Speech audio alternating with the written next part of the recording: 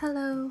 In this video, I will show you how I embroidered these adorable cats on a twig broomstick. I'm using dried birch twigs, but any dried twigs will work. I will start with the thickest branch for the broom handle. Trim it and leave a bit of space on the right so the whole broom fits in the hoop. Using 1 to 2 strands of DMC 938, I'll stitch the handle down. Then I'll snap the thinner twigs into 2-inch pieces for the bristles and stitch them to the end of the handle. Shape the bristles however you like. Be as whimsical as you want.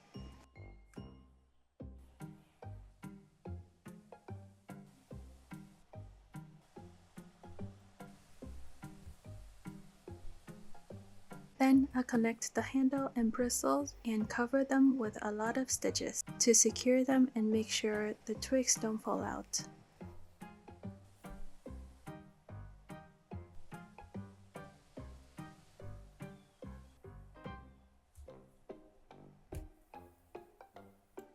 For the cats, I'm using a circle stencil and an oval stencil, and I'm also using a heat erase pen to outline the shapes. For the first cat, I'm drawing a small oval for its head, then a slightly bigger circle for its bottom half. Then connect the two shapes to create the upper body. The ears will be upside down and attached to the bottom of the oval. I'm adding its little legs and tail like so. This cat will be dangling from the broom while looking up at it. For the second cat, I'm using a slightly bigger oval for the head. Again, I'm drawing the circle for its bottom. Then I'll attach the shapes to create the upper body and add limbs, ears, and tail. This cat will fly like a flag on the broom, which I think is so cute and funny. The third cat will hang over the broom like how you would hang a blanket on a clothesline. I will use a small circle for its head, and we will draw the rest of its body like so. Most of its body up to the belly will be over the broomstick, and the hind leg will be under the broomstick. I'm using wool floss 2310 to pad the bottom half of the cat's bodies. This will make the bodies a little plumper and rounder when you fill them in. I will also pad the legs and tail, but I won't pad the head so it's easier to add the eyes and face details later. Let's fill the cat with 2 strands of floss 310 using satin stitches. I'll start with the dangling cat and stitch from the head, working around the eyes and leaving the eye holes for later. I'll stitch the ears separately from the body so I can outline them easily later. Then I'll move down to the body and to the little drumstick leg. For the toes, I'll make vertical satin stitches in contrast to the leg stitches. I'll create 3 toes, but you can add more if you want. I'll move on to the tail, keeping the stitches even to create a nice curved tail. Like the hind leg, I'll start with horizontal satin stitches and work upward. Then use vertical stitches over the broomstick and attach them to the rest of the leg. Again, I'll make 3 toes, but feel free to add more.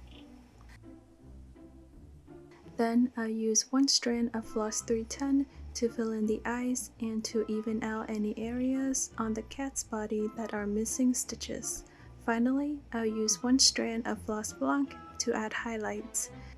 I'll use whipped back stitches for the eyes and stem stitches for the rest of the outlines, but you can use back stitches if that's easier.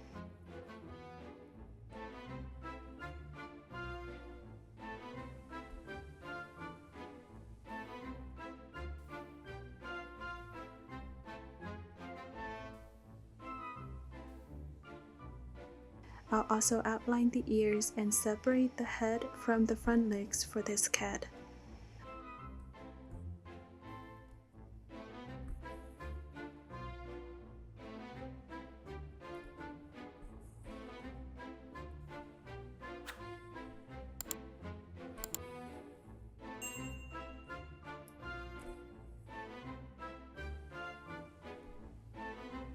For the second cat, I'll start with the ears and work down to the head.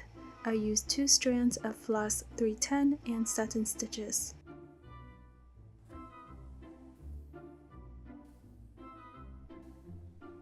I'll continue with the front legs, with one paw holding onto the broom and the other suspended in the air.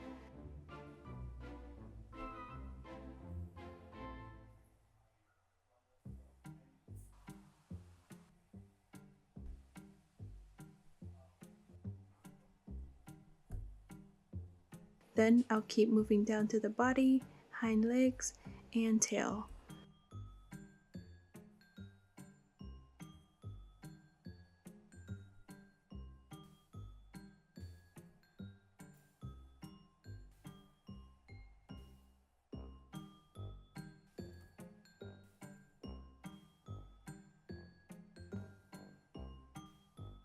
For the eyes, nose, and whisker, I use 1 to 2 strands of floss blanc and stray stitches.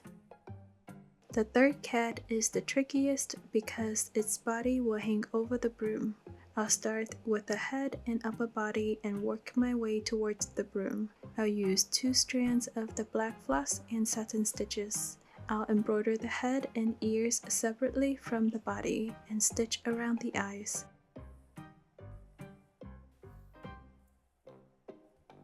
As I get to the broom, I'll make vertical stitches over the body for the left half. Then I'll switch to satin stitches across the rest of the body, blending the stitches as much as possible so it looks like one cohesive cat draped over the broom.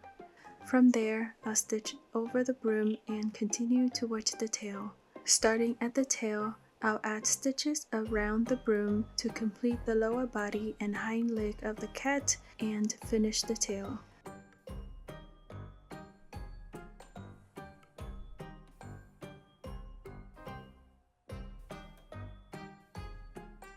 I'll use 1 strand of the black floss to embroider the pupils and to fill in any gaps in the body. For the eye details, I'll use 1 strand of blanc and whipped back stitches, then stem stitches for the rest of the outlines. You can also just use back stitches if that's easier.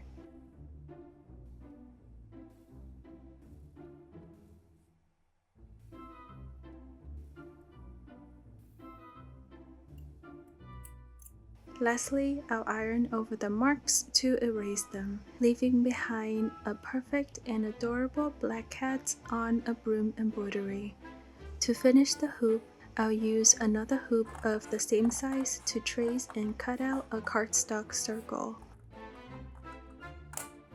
I'll trim the excess fabric and round the corners. Then, with a small needle and 2 strands of blanc floss, I will sew running stitches along the edge of the fabric, place the cardstock circle in the back, and pull the ends tight to secure the fabric to the hoop.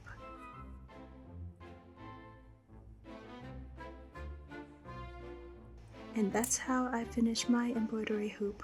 If you enjoyed this video and embroidery, leave a like and include a few black cats in your comments. Subscribe to my channel for more tutorials and embroidery videos.